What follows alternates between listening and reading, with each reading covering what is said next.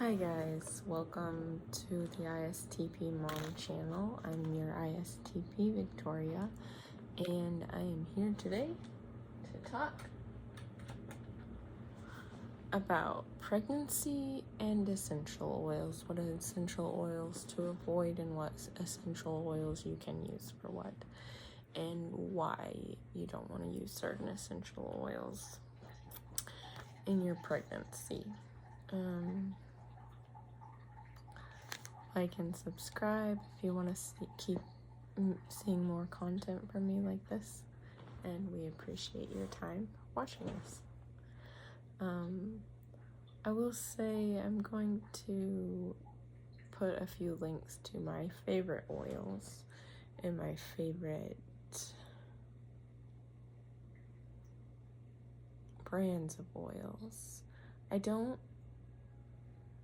generally support, or I will have to have disclaimers. Here's several of them. I generally do not support or like what are those, the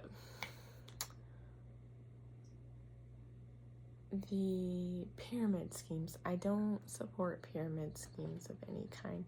So like Young Living or any of the other essential oil brands that maybe some people love, if it's a pyramid scheme, I do not support their brands, because personally, regardless of whatever you're creating, if you're in a pyramid scheme, it's only serving the person at the top, and anyone working below them is getting basically put in debt just to work for the people in the higher ups. So I do not personally support any pyramid schemes, especially when it comes to my essential oils. Also, with a lot of essential oils, I think it's really easy for us to dismiss how powerful and how much of an impact they have on our bodies with all the desensitization to chemicals and everything else we have in today. So I want to just put this out there that when you're working with either oils or plants, it's important to realize how strong they are, especially in an oil form, and to be careful with them. I know there are several favorites of people, like tea tree, which I didn't go over in research for pregnancy here, but it's an antimicrobial and it technically an antibiotic.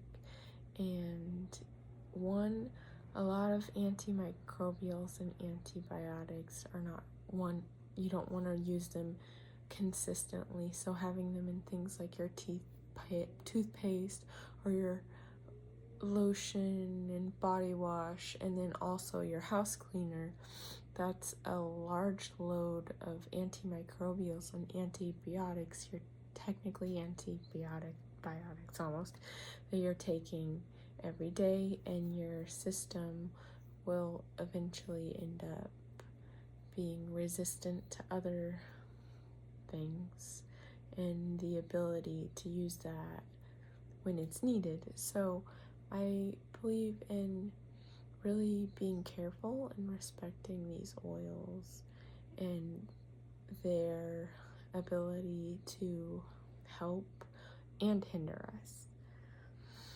So with tea tree especially, I don't go overboard in other ones. I think after my first pregnancy, I got kind of woke up to the fact of how powerful they are, because I was taking oregano oil and rosemary when I had and clove when I was pregnant with my first son, and I was orally taking for candida and to get rid of parasites with oregano. And then I looked it up and I found out that you can have, it's one of the main oils that can cause miscarriage. So just like I said, having an understanding of these oils, and even if people or lots of people say that they're safe, being mindful of your own body and your own hormones, because some of them may be safe maybe in the second and third trimester, but if you're a woman who's more likely to have miscarriage or higher testosterone and lower progesterone and such, I think it's still very important to be mindful of what oils and even spices and herbs we're taking in, even on a small amount at times, because like only you can tell like what the balance really is for yourself. So when it comes to the micro side of things, and yeah, so so let's see. So an outline for pregnancy. We'll start with the morning sickness, and a lot of people like to say use ginger. Ginger's a really nice one. You can get higher testosterone with ginger, so if you have a problem with that, I'd be careful.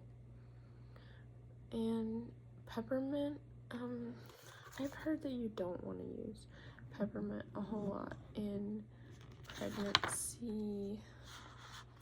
I mean, most people say it's okay, but I think in the first trimester you want to be really careful with what oils you're using. I think spearmint's a little bit better than peppermint, so I would probably stay away from that one and just use spearmint if you can. I'll go over ones to completely avoid during pregnancy. Oopsies, we'll have to cut that out. Let's have a sip and then put that behind there to support my little tablet. I'll put some, I made some honeysuckle infused water today just by picking some, and I really like that flavor. I like the astringency of a lot of flowers.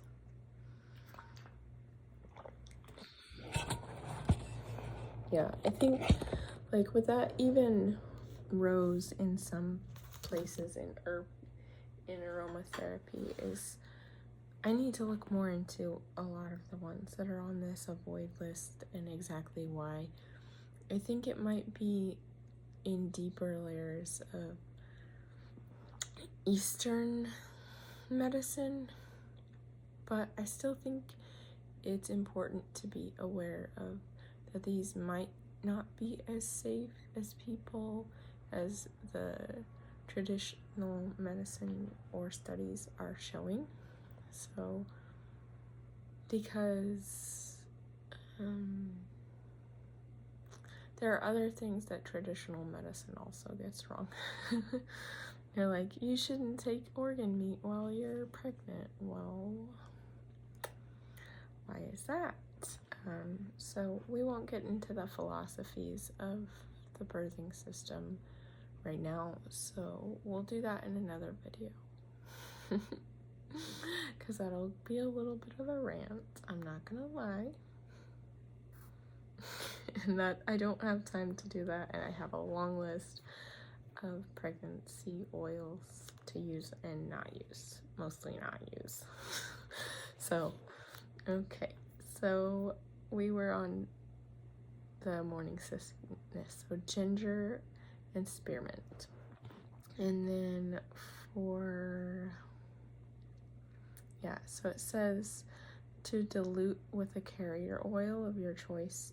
Like for me, I don't really dilute with a carrier oil. Sometimes I just put it on my necklace or like on here a lot of times, but I only use very I don't have very many oils myself because I don't have very many oils at this time, and I generally just do it straight.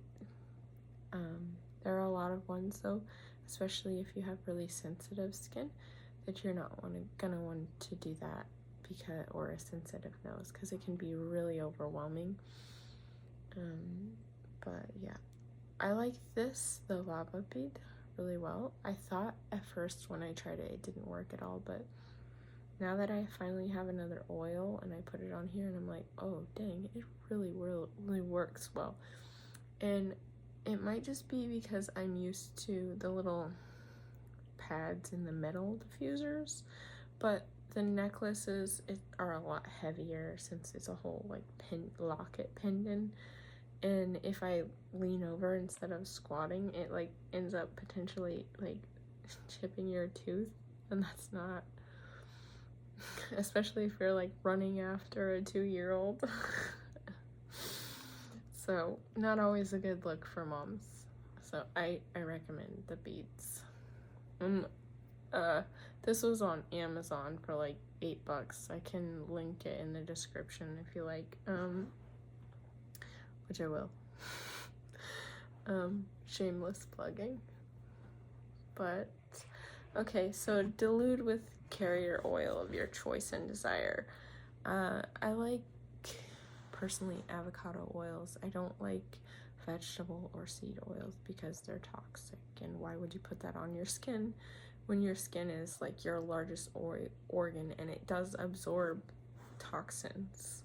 So and we see that in showers, and why people have shower filters, or even like I don't have a filter on my sink, but I would like one because like I know washing my dishes or even just my hands in that water is like taking on small micro doses of those toxins. And like, I mean, you don't even want to touch the like receipts at the store, because you're getting endocrine disrupting microplastics from PFAs in your fingers, and that can set off your fertility just by grabbing receipts all the time. Who knew that? It's crazy. So yeah, your skin, you need to take care of your skin, whether you're avoiding oils or putting a little bit on. Your body is more sensitive than you know. So whether you feel you need a carrier oil or not, that's your choice. And another recommendation is there's the what's that? I'll just edit this one out. But back to the oils. So you can also put it behind the ears, along the jawbone, and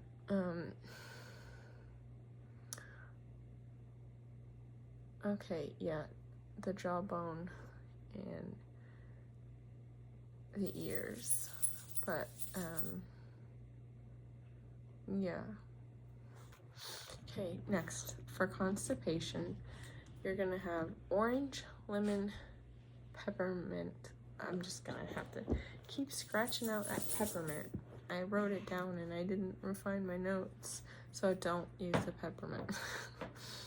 And you can use cedar wood in pregnancy. It's really nice smelling. It's relaxing. And mandarin. So orange, lemon, and mandarin, mainly for constipation. And what you want to do is you'll do the ears and the jawbone, or down to the jawbone. And then you can put on your stomach with a compress, and also your feet. If you can do compressed on your feet, it's nice. Like, warm up your socks.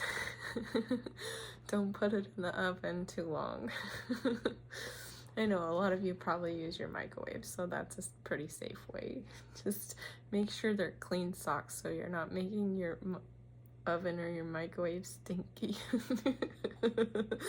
I know most of you would probably think not to do that, but That's all I can imagine when I think about socks in the microwave. It's like cooking stinky feet. I'm sorry, it's like 2 in the morning, so I'm just like shameless. Let's do it. Okay.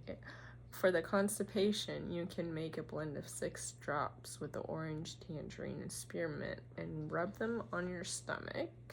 Oh, and with the morning sickness one, you can also place those on your pillowcase so that when you wake up in the morning, or like some people don't have morning sickness, they have like evening sickness, and it's really helpful if you have evening sickness or even morning sickness. You're just on your pillow and it's just that relaxing.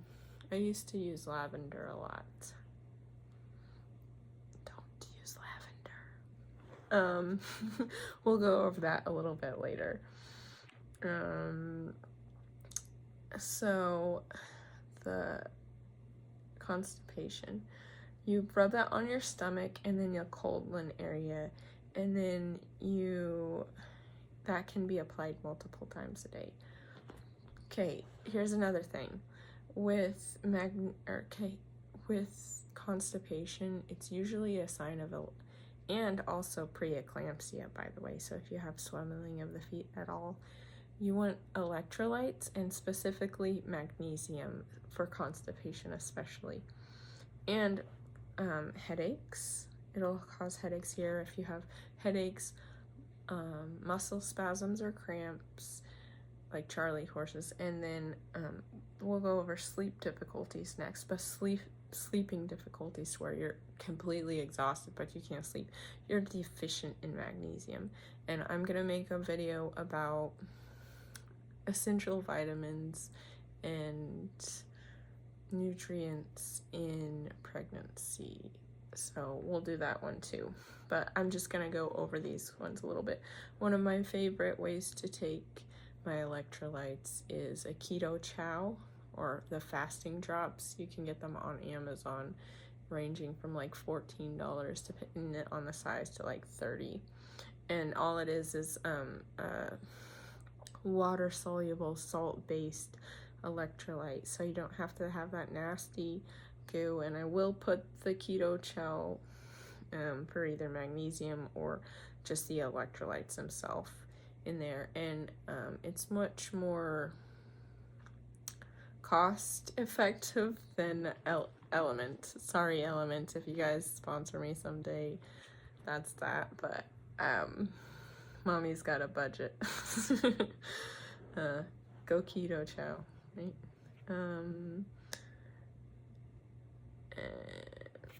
So sleeping difficulties, again, magnesium. And if you want to use frankincense and rose, but please be careful with the rose in your first trimester, because rose is astringent and can cause that astringent and tightening effect on cells and such, and on skin, so that could potentially do that to your uterus. That's my theory of why rose might not be good in the first trimester. And then they say Varillion. The thing about Varillion is you want to be careful with it, because it is intensive it can be taxing on the liver and have buildup. So if you're going to use Varillion, just use it in very small amounts. I did not actually research whether this is okay in pregnancy or not. I have multiple sources I'm going through that, like, I had a handout from a midwife, and then I also have multiple websites I'm looking at to make sure that these are across the board, like, okay for you to use in pregnancy. And if not, then, like, here's your warning, because good luck finding another essential oil, all-encompassing essential oil. I'm encompassing as much as I can. Once I find more essential oils and why not to use them in pregnancy, I will include them. There were like at least 3 more maybe, but these are main ones that a lot of people will use consistently for, just in general. That are really popular ones. There are a few more that I did miss on here, but this is a large amount, and good luck finding a video with such a large amount encompassed in it. I've looked. It's very tough. You have to look through multiple videos and go on so many websites. I love my essential oils. I love my wild medicine. So I am here doing this for you and for me before I had to do this. So I hope you enjoy it. I know I'm a little scatterbrained, but that's that. And then we will go over, and before we get into labor, we will go over oils to avoid. Yay. Okay, so aniseed, you want to avoid these because it can cause bleeding or menses, e.g. miscarriage. Basil is the same, miscarriage. Birch is, for some reason, several pages said it was okay, but then there was one page that said not to for birth or pregnancy. Camphor oil, let's not do the camphor oil because even not in pregnant women, camphor oil can be toxic in large amounts and is actually a toxin to children, women, like it's in large amounts. It's especially for children and women because our bodies are affected or more sensitive, but it can be very toxic, especially in large amounts. Clary sage, you do not want to use clary sage unless you're towards your laboring because it will cause miscarriage, and you can rupture the uterine lining can completely rip from the wall of the placenta can rip from the uterine wall before it's ready, and or hemorrhage from the wall before it's ready, and that's not good. It can be like we'll go into labor later, but it's with the labor. So hyssop, I don't know how to say that. It's said that you could cause miscarriage. Mugwort is known for causing bleeding, so menses and potential miscarriage. Oak moss is known to cause allergic reactions in a lot of people. So when you're pregnant, you are more sensitive, and you could find yourself having a lot of rashes. And I've heard even women with the higher estrogen can get patches and rashes. So maybe avoid that. Parsley seed and leaf is is one that can also cause miscarriage. Pennyroyal, miscarriage. Peppermint says specifically first 13 weeks, so you can cause miscarriage. So if you want to use peppermint oil later in your pregnancy, that's on you. Just you've been warned. So that. And then rosemary can cause miscarriage.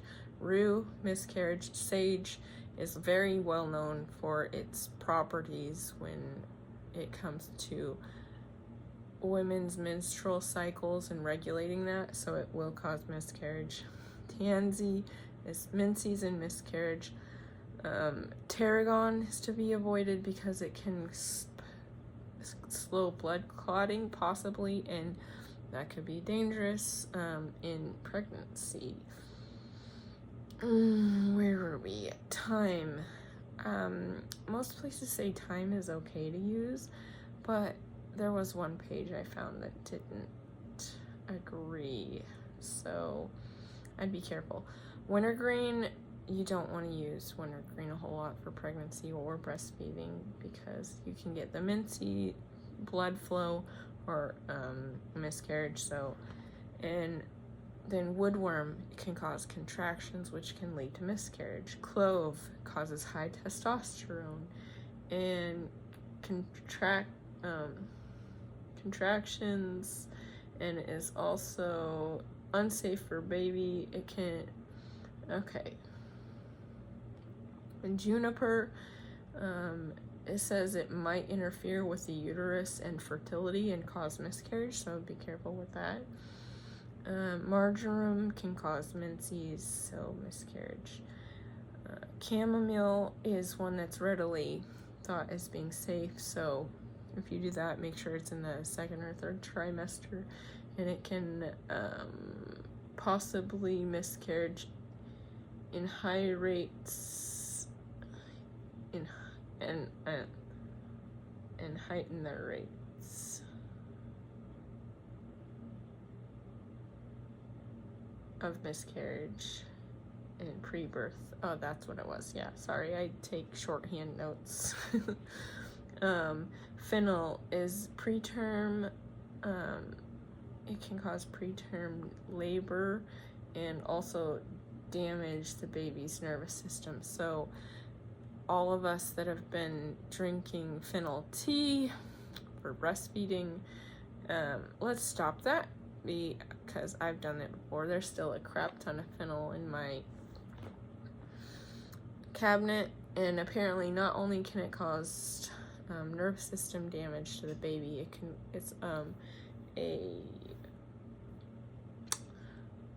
this is similar to coffee and how it causes you to go to the bathroom, but more specifically with fennel, you'll just be going pee all the time, especially in pregnancy too. And that's not something we like to have when we already have to pee a crap ton.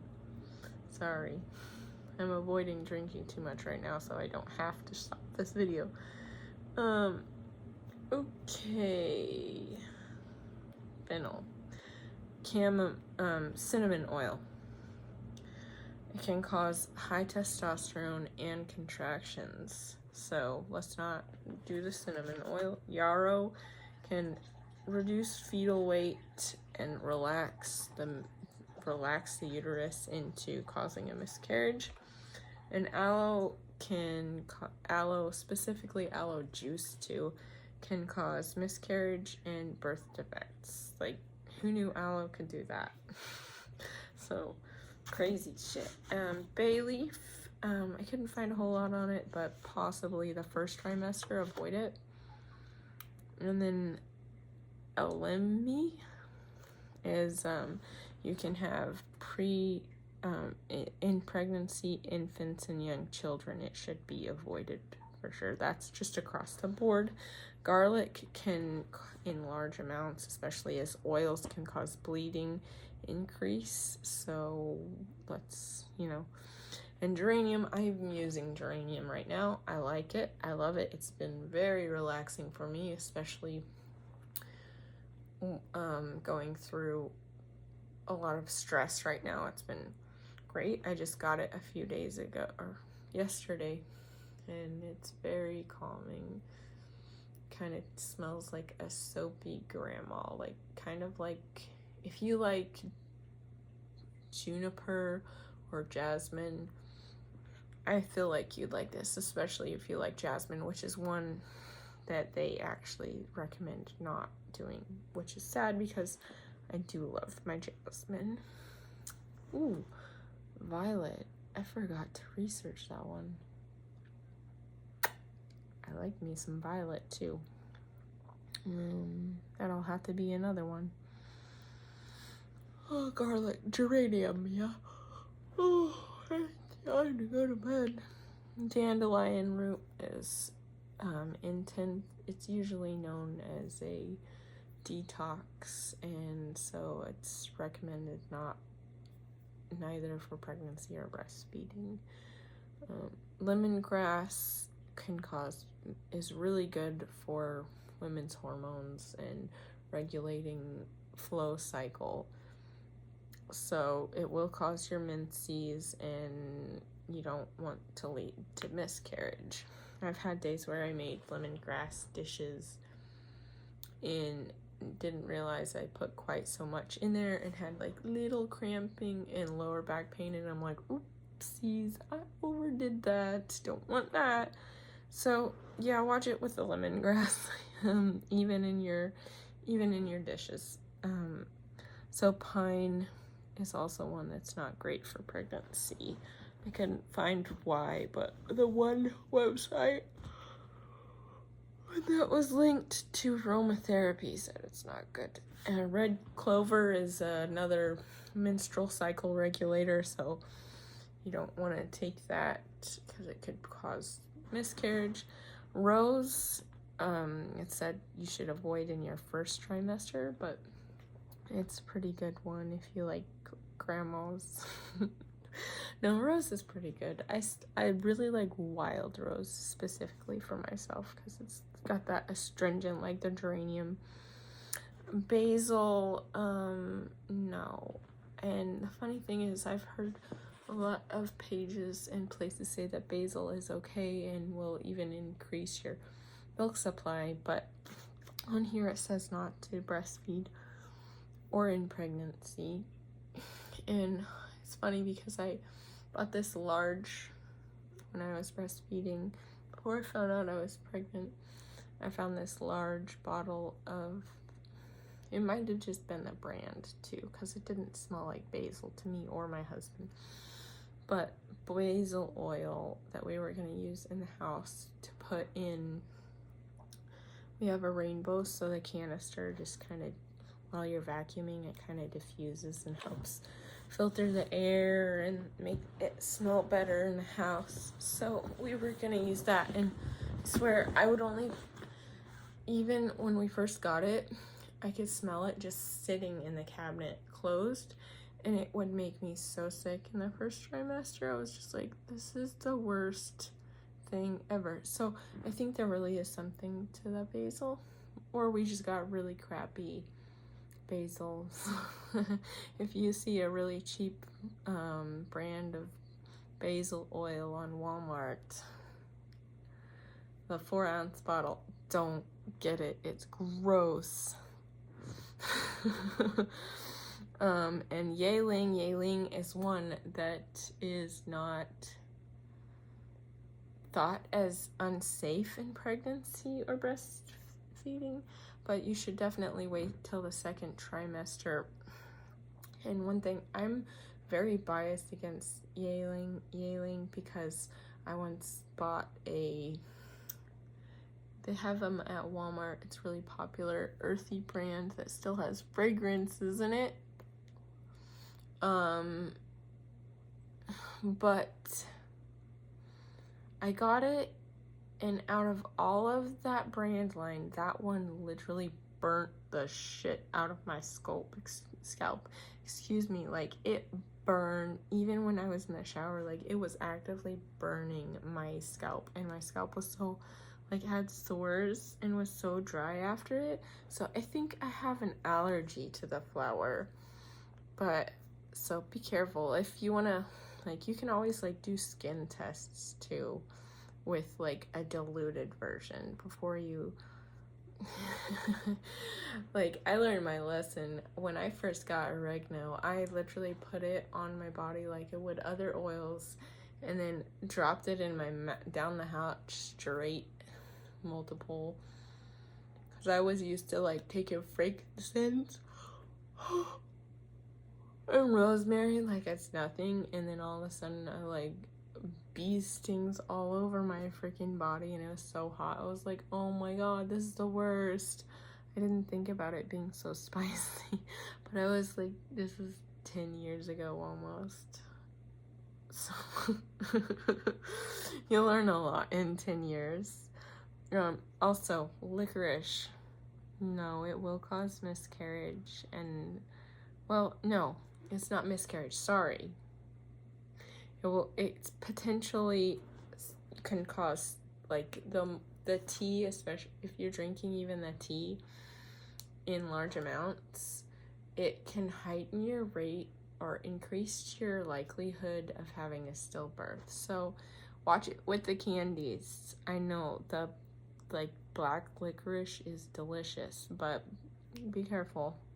And bergamot says, I couldn't find it exactly why it didn't want bergamot on here. It was one of those pages, but maybe just be careful until the second trimester. So that is for pregnancy, what to avoid. Yay. For labor, great things would be frankincense. And here's the thing with frankincense, I absolutely love frankincense. And if you've ever been to the stores, like a whole store, a whole good food store, or a Mama Jean's, I live in the Midwest, so we have like 3 or 4 little Mama Jean's here, which is a mom and pop whole food store. And I've been there. If you've ever been there yourself and you have the little tester tubes of these oils, frankincense and myrrh smell absolutely terrible. Myrrh is closer to what it actually smells like, but frankincense in those bottles, if you get good frankincense, that is not what frankincense smells like.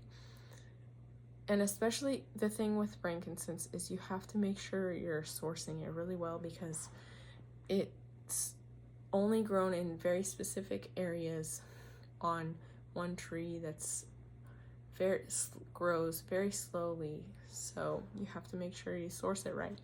My favorite oil company to buy oil from is Garden of Life. I don't like buying their supplements.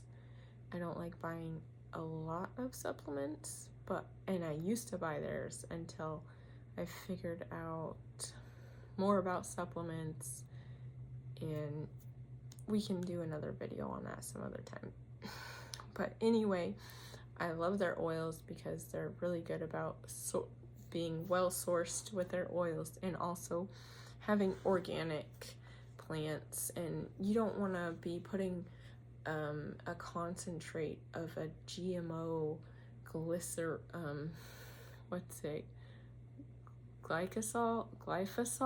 Yeah, you don't want like glyphosol essential oil. That's terrible. We already get enough of it in the diet, right? I'm not carnivore or anything, so I still partake, and I can't always afford to have organic foods. And I still hear that unless you're sourcing correctly, they can put pesticides on it and still like label it as organic. So whoa. Yeah, crazy stuff. Okay, so frankincense, Garden of Life, it will be in the description, and the geranium will too. So I'll link their oil site on Amazon. And yeah, I really like their oils. If you can afford them, they're really good. Also, like, I trust them to where like I orally ingest. It doesn't say on the bottles that they are ingestible, but I'm pretty sure they are safe enough too. So anyway, and I wouldn't do that with a lot of other oils. But yeah, the frankincense, I will not buy frankincense from any oil from any other place because it just never smells or tastes right. But frankincense from Garden of Life, the best. That and like putting frankincense oil in is the weirdest thing ever, but frankincense oil in like chocolate cashew milk or chocolate milk, I don't know why, but it's like so freaking amazing. I haven't done that in forever because I can't really afford either, but someday I'll do it again for shits and giggles. Excuse my language, but okay. Labor, frankincense, great for the calming, great for just relaxing. It's not only an adaptogen, but it's also helps anxiety and reduce cortisol. Black pepper seems like it would be all right for labor too, because I hear it's a pain reliever. And if you really want to, if your baby's like taking a little while, you can sniff a little bit of clary sage. But as I said before, you need to be careful with the clary sage because it can be so drastic that it does spaz out the uterus to where the placenta ruptures away, and you might want to be careful with that. I never had that happen to me personally, and I do use clary sage a little bit in my in my births, but I think this next time I'm not going to try it because I already have really quick births and intense contractions. So I'm gonna see what it's like not to use the clary sage so that I can see if I can slow my birth down actually a little bit, because like when your baby comes so fast, your body doesn't have time to like adjust and stretch as much as it needs to, and you can get tearing even if you can still potentially tear even if you're in the right positions and doing the slow breathing, because just someone, it happens sometimes. We can talk about those, but I have videos already linked in my birthing playlist of positions for birthing and breathing techniques for birthing that I'm gonna try and am very excited for. Okay, so, but yeah, clary sage. It's also allegedly used to bring in your milk supply, clary sage. So you can try that, but definitely don't use it afterwards. It's for breastfeeding. You don't want to be using sage because unless you're trying to get your menses back. But I mean, if you want to breastfeed, you don't want your menses back because that's what kind of it'll slow down your milk supply, and also when you're ovulating, once you get pregnant, it's harder to keep your milk supply too. Then things to let's see. So we'll go over mastitis is like citrus, tangerine, and I need to look more into this, but you can use evening primrose oil. I would use it in a capsule because it was likely to be a seed oil, and I'm not sure if that would still how they process that. If you do get it, I would definitely use it as a cold pressed, and I would only take it in the capsules if you do use it. And then to increase milk supply, you can use fennel, but don't use it any more than 10 days. And what was I saying about it over here? Oh yeah, don't use fennel for freaking, because I've used it for so long. I'm still in that mindset. I literally just learned tonight that it can damage your baby's nervous system. So don't use fennel or fenugreek, guys. Don't do it. You can use geranium because it's one of the ones that's really relaxing for your body, and when you're breastfeeding, that's what you want to be in. You want to be in that relaxed stage. Dill, you can use dill is a galactagogue, so you can use that one. And if you want to use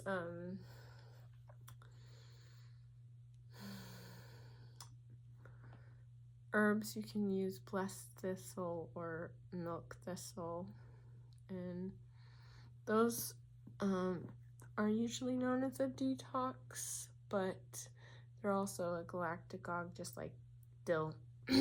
So that's nice.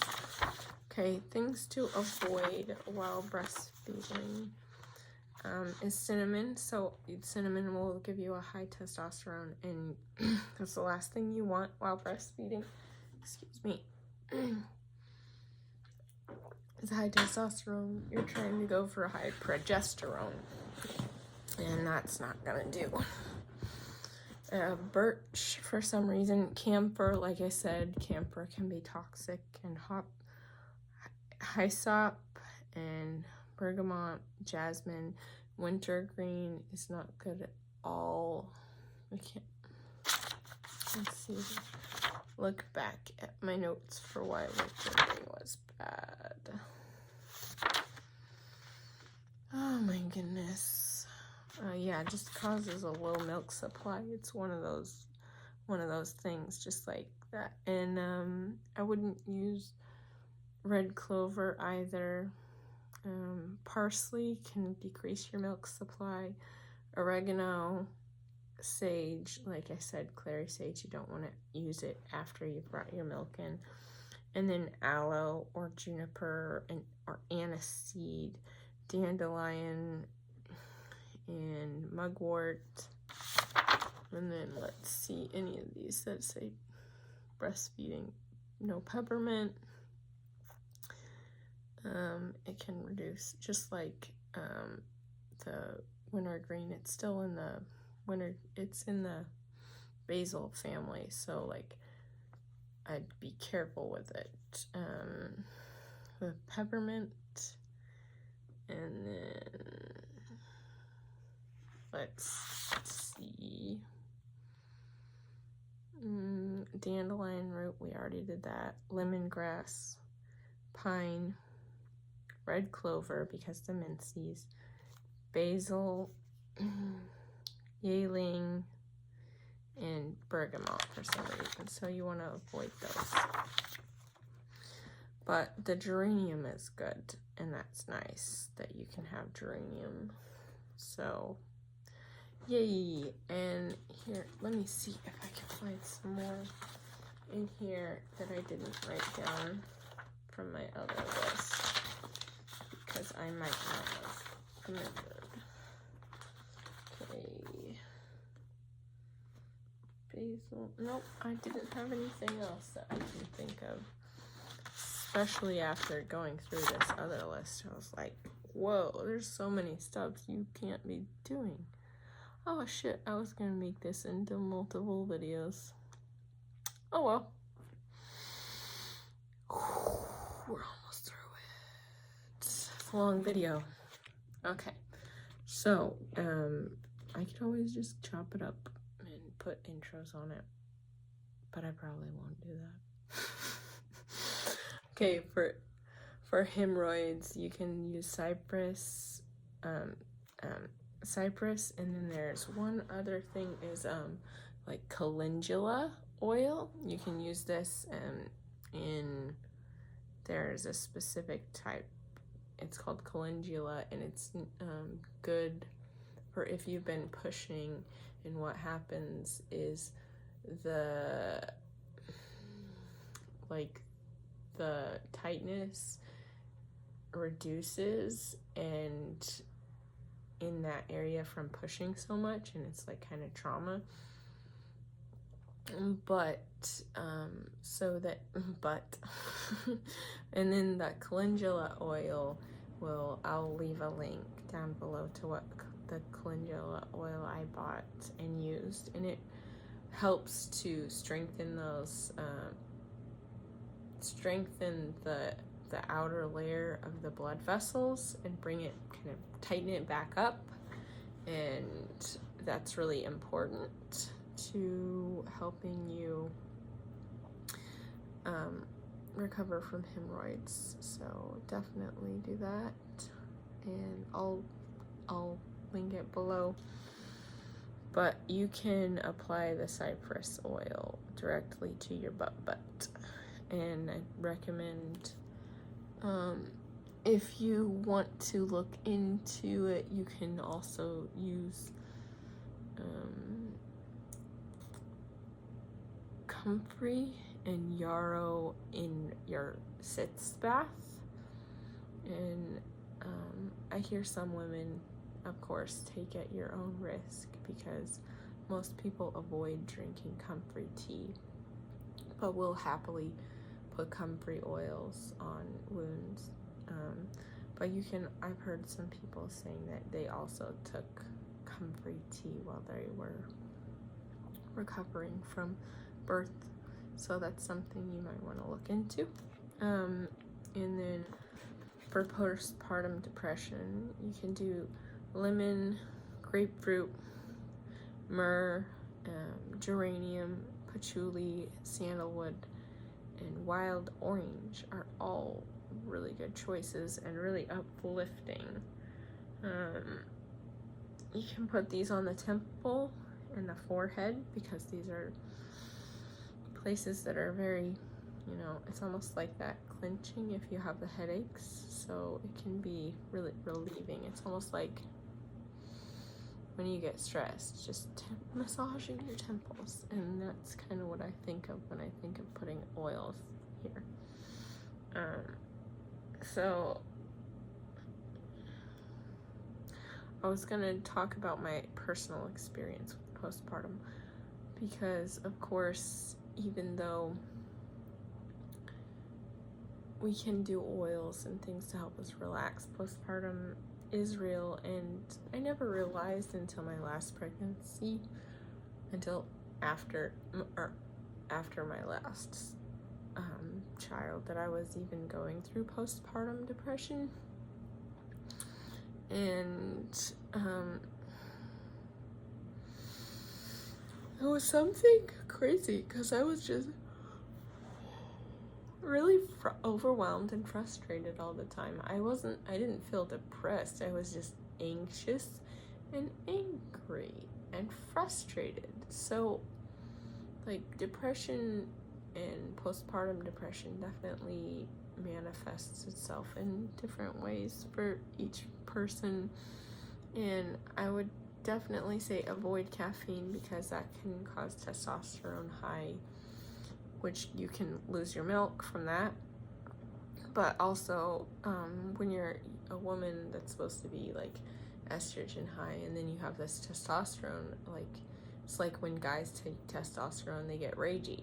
Women, you drink coffee, you're eating chocolate, and you're gonna get ragey too. And that really would like bother me and set me off in my body, I noticed, and what caused me to have a lot of postpartum depression personally.